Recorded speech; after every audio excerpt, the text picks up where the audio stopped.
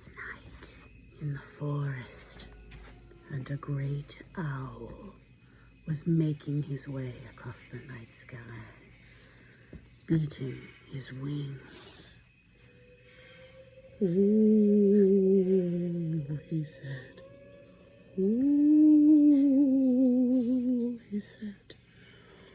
"Who will die tonight?" He was a were-owl.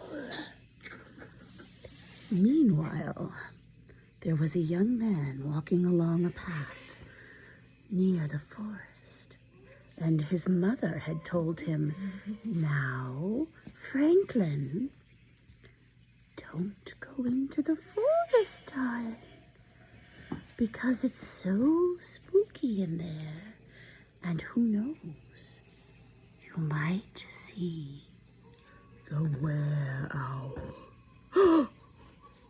"Oh no," said Franklin. So he was afraid. He went into the forest. It was so dark. Yes, it was so dark that he couldn't see his hand in front of his face. And he walked down into the trees because he wasn't trying to be a bad boy. He didn't like to be naughty. It's only that it was getting so dark and Franklin was afraid, and he thought it would be quicker to go through the trees.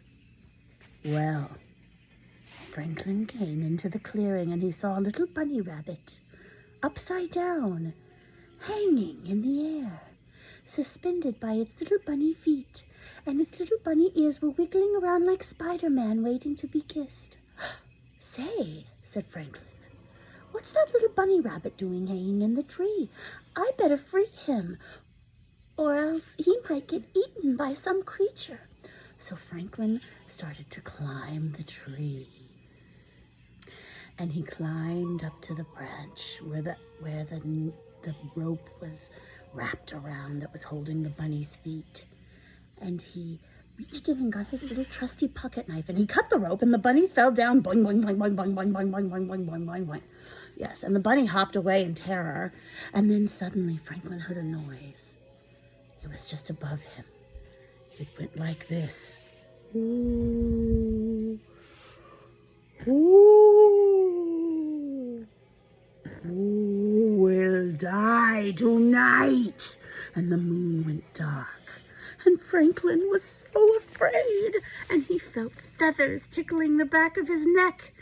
And he reached into his pocket because he couldn't see anything, and he pulled out his little lighter, and he lit it up.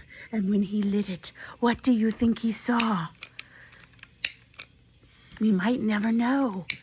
He saw, oh my God, we still don't know what he saw. What did he see? He really was so dark. Ow!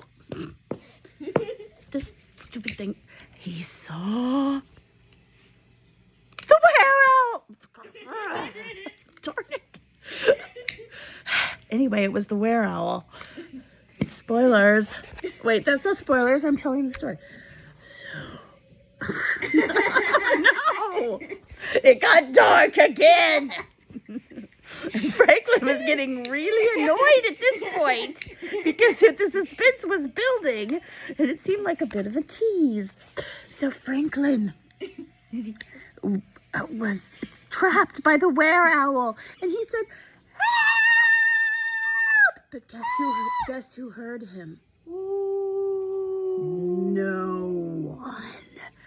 Franklin was alone. He was alone and friendless. A who crack? And the were-owl was very hungry, and he said, "Who